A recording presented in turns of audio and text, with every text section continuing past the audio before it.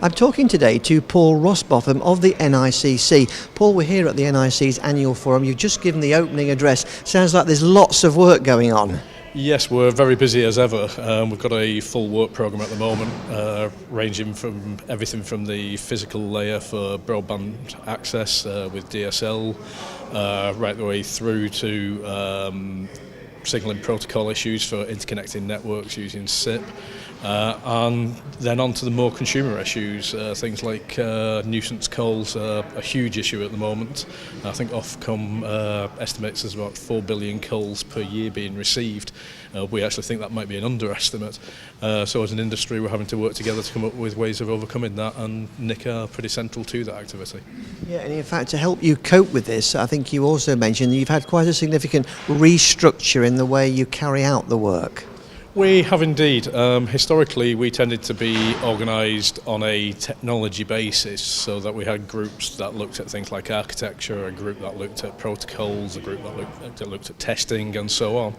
And what we found was we've got a very finite resource pool within industry of people coming from the communication providers and suppliers. And we were finding that the same people were having to come to multiple groups. So we've restructured ourselves so that we now have topic groups, whereby a particular group looks at a subject on an end-to-end basis and takes it through right the way through from the requirements through to working out the architecture of what we need to deal with and any protocols and testing associated with that. We've also, because we need to keep a focus on the technology side of things, have kept the concept of something called a subject expert. So it means I've got an expert who can look at architecture issues, an expert who can look at testing issues, an expert that looks at protocol issues, and so on.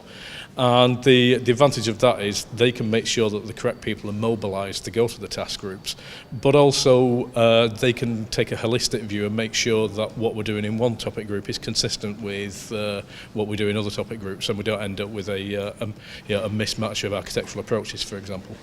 Now, it sounds like this new structure is going to be put to the test in 2014. You mentioned nuisance calls. What are some of the other areas that you see the group working on in the coming months?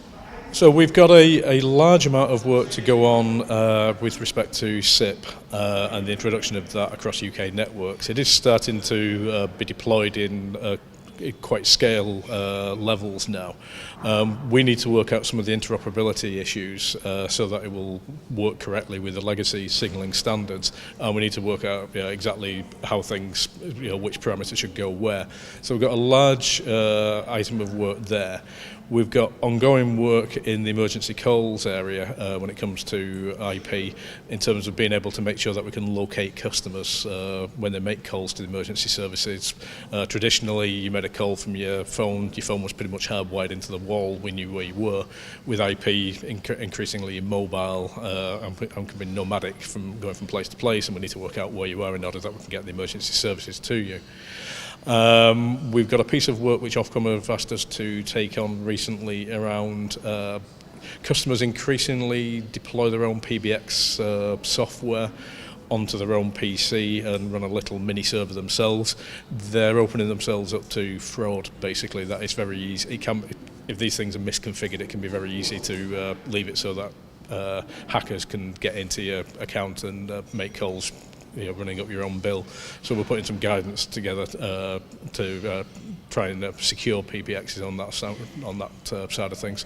So we've got a very full work stack. DSL again is still busy as we seek to get higher and higher broadband speeds. That needs cooperation between CPs to make sure that we don't end up in a situation where one CP service works very well but it wipes out somebody else's. So there's a lot of that's a particularly vibrant topic group. We have about 40 or 50 people attending that working group typically. So a lot of work to do in that area. Yeah, I mean, DSL is going through a major resurgence. It's the hot topic at the moment, isn't it? It is. I think it's evident that we can see there's so much work going on in the network, and really people in the industry, some are not too aware of the work of NICC. What's the value? What would you say? Why should people join and get involved with NICC? I think a lot of it is about being able to influence the way that things are going to work within the network. I mean, it's possible to be passive and simply read our standards, but then you're dictated to about how your business will operate.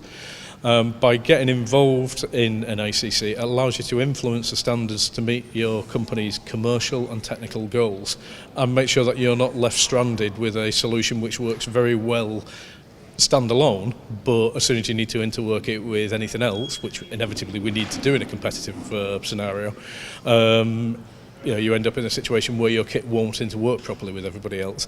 And if you're in at the outset as the standards are put together, that therefore means you can be making sure that your kit is geared up nicely to be able to support the technical standards, and also it means that the technical standards can be shaped around your own equipment.